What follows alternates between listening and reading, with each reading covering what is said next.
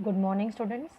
Class 7, Social Science, Chapter 7, Water of your Geography section.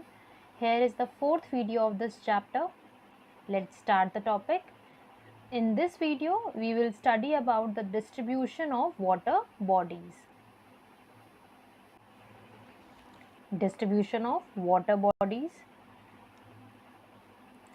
The northern hemisphere has majority of land mass. Basically बेटा क्या है, जब हम लोग अर्थ को दो पार्ट्स में डिवाइड करके देखते हैं, northern hemisphere and southern hemisphere, तो हम लोग ये मान के मतलब ये देखते हैं कि आपका जो नॉर्थ हेमिस्फेयर है वहाँ पर लैंड मास ज़्यादा है as compared to southern hemisphere. ठीक है, नॉर्थ वाले एरिया में लैंड पार्ट ज़्यादा है, साउथ वाले एरिया में वाटर पार्ट ज़्यादा है. इट्स अ नेचुरल डिस्ट्रीब्यूशन, इसमें हमारा कोई रोल नहीं है बेटा. इसके बाद hemisphere has more of the water content. Southern hemisphere has the more of the water content. Thus the southern hemisphere is also known as the water hemisphere only because of क्योंकि वहाँ पर पानी ज़्यादा अवेलेबल है. The large mass of water has been divided into oceans, seas, bays and gulfs. बेटा ज़्यादातर हम लोग बेज और गल्फ्स के बीच में कन्फ्यूजन हमारे पास रहता है. तो हम बेसिक डिवीजन अगर हम करें तो गल्फ साइज में बड़े होते हैं और बेज लाइज में स्मॉल होते हैं. ठीक है, हम लोग आगे चलते हैं. There are like 5 different oceans: Pacific Ocean, Atlantic Ocean, Indian Ocean, Arctic Ocean and Southern Ocean. Let's see all the oceans in the map.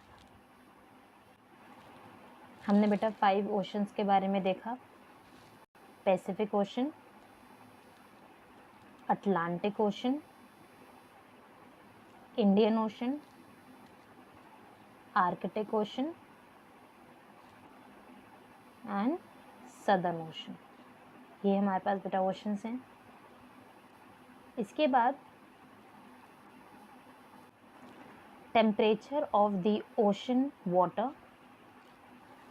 The temperature of ocean water is not the same everywhere, क्योंकि बेटा देखो heat equal नहीं distribute होता है सन की तरफ से. तो सेम उसी मैनर में जो हमारे पास वाटर बॉडीज़ हैं उनके आसपास वाला रीजन या जो वाटर का जो टेम्परेचर है वो भी इक्वल नहीं होता है, अलग अलग जगह पर अलग अलग है. It varies from place to place and from time to time. Ocean water receives energy from the sun. It is the hottest near the equator and coldest near the poles. Basically बेटा कहने का मतलब क्या है कि आपके पास सन की जो रेज हैं जहाँ पर डायरेक्ट पड़ रही, जैसे इक्वेटर वाला पार्ट है बेटा, यहाँ पर ये डायरेक्ट पड़ती हैं, तो इसलिए ये वाला पार्ट ज़्यादा गर्म होता है. जैसे जैसे ये रेज बेंड होती चली जाती हैं वैसे वैसे यहाँ पर टेम्परेचर सबसे ज़्यादा, यहाँ पर टेम्परेचर ऊपर जाते जाते कम हो जाता है दोनों पोल्स के पास. ठीक है, तो पोल्स वाला जो रीजन है बेटा वहाँ पर टेम्परेचर बहुत ज़्यादा कम होता है, कोल्डेस्ट है, और यहाँ पर टेम्परेचर सबसे ज़्यादा होता है और इक्वेटर वाले पार्ट में और भी ज़्यादा. इसके बाद है बेटा another factor which affects the temperature of ocean water is ocean currents. अब ocean currents बेटा आपके लिए एक नया वर्ड है, एक बार पहले इसका मीनिंग देख लेते हैं. ocean currents is what? It is like a movement of water in defined direction. यानी कि पानी का अर्थ के ऊपर एक डिफाइंड डायरेक्शन में घूमना क्या कहलाता है? ओशन करंट कहलाता है. The warm current raise the temperature whereas the cold current lower the temperature. Obviously बेटा जहाँ पर गर्मी है या जो वार्म करंट है वो ज़्यादा टेम्परेचर लेके चलते हैं, और जो कोल्ड करंट है वो क्या होता है, कम टेम्परेचर लेके चलते हैं. Let's see the same in diagram. Here is the diagram बेटा. हम एक चीज़ हमेशा याद रखेंगे कि पानी अर्थ के ऊपर एक स्पेसिफिक डायरेक्शन में मूव करता है. आप ध्यान से देखें, ये आपका इक्वेटर वाला पार्ट है, ठीक है. ज़्यादातर जो पानी एक ही डायरेक्शन में बेटा मूव हो रहा है. आप ध्यान से देखो, डायरेक्शन ऑलमोस्ट सेम रहेगा, ठीक है. ऐसा नहीं है कि पूरे प्लैनेट पर ऊपर नीचे घूमता रहता है, ऐसा नहीं, स्पेसिफिक डायरेक्शन में मूव करता है. इट्स टोटली नेचुरल प्रोसेस बेटा, ठीक है. तो इसे हम क्या कह रहे हैं, ओशन करंट कहते हैं. ये आप सब बच्चे याद रखेंगे.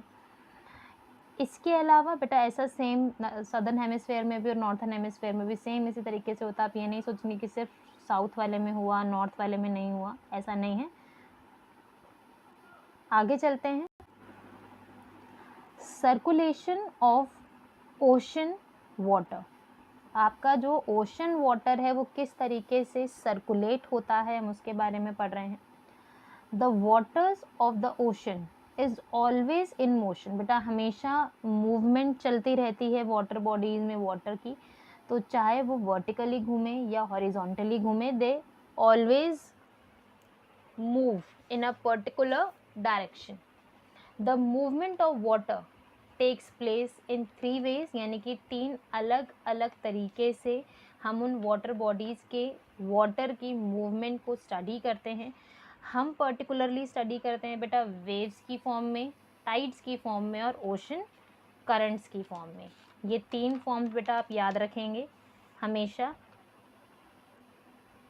कि ओशन वाटर का सर्कुलेशन. आप इसे इस तरीके से देख सकते हैं कि आपके पास ओशन वाटर का सर्कुलेशन होता है, जिसे आप 3 अलग अलग फॉर्म्स में देखते हैं. Waves, tides and ocean currents.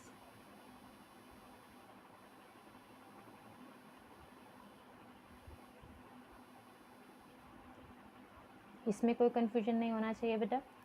अब आगे चल रहे हैं. Waves and ocean currents are horizontal movements of ocean water. Please बेटा आप ये चीज़ याद रखेंगे कि आपके जो हमने अभी क्या कहा कि ओशन 2 डायरेक्शन में मूव करता है, या तो वर्टिकली या फिर हॉरिजॉन्टली. या तो हॉरिजॉन्टल मूवमेंट होगा या फिर वर्टिकल मूवमेंट होगा. जब हम लोग बेटा वेव्स और टाइड्स की बात करते हैं तो वो कैसे मूव करते हैं, हॉरिजॉन्टल फॉर्म में, ठीक है. और वेव्स एंड ओशंस कैसे मूव कर रहे हैं, हॉरिजॉन्टल फॉर्म में. और आपके जो टाइड्स हैं वो कैसे मूव करते हैं, वर्टिकल फॉर्म में. तो इसमें आपको डिफरेंस मेंटेन करके रखना है कि आपके ओशन का सर्कुलेशन हम लोग 3 तरह से देखते हैं, waves, tides and ocean currents. पानी का जो मूवमेंट है वो वर्टिकली या हॉरिजॉन्टली हो सकता है. आपके वेव्स और ओशन करंट हॉरिजॉन्टल मूवमेंट करते हैं और आपके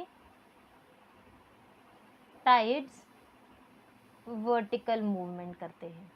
ये आप याद रखेंगे बेटा, इसमें कोई कन्फ्यूजन नहीं होना चाहिए. और आप प्लीज़ ये फ्लो चार्ट आप बना के रखेंगे. इसके बाद बेटा हम लोग डिटेल में देखेंगे वेव्स के बारे में, सुनामी के बारे में पढ़ेंगे बेटा एज एन एग्जाम्पल. उसके बाद हम लोग देखेंगे टाइड्स के बारे में. After this we will study about the ocean currents in detail. ये हम याद रखेंगे. कुछ चीज़ें बेटा हम लोग बुक से स्टडी ना करके उसके नोट्स की फॉर्म में हम उसे पढ़ेंगे. जैसे कि ध्यान से सुनेंगे बेटा, हम इसको यहाँ से लेके यहाँ तक कर रहे हैं, ये टॉपिक हम यहीं तक करेंगे. ये वाला पार्ट हम लोग नोट्स में करेंगे. अगेन ये पूरा पार्ट बेटा हम लोग नोट्स की फॉर्म में करेंगे, पूरा पेज नोट्स की फॉर्म में करेंगे बेटा। बट हम लोग बुक में से इम्पोर्टेंस ऑफ टाइड्स वाला पार्ट हम लोग करेंगे बेटा। ये वाला पार्ट आपका नोट्स में है और ये वाला हम लोग बुक से पढ़ेंगे। इसके बाद ओशन करंट्स वाला पार्ट हम लोग नोट्स में देखेंगे।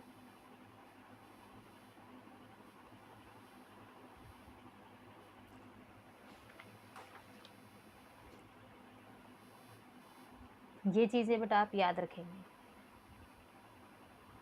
In the next video, we will study the topic waves in the form of notes.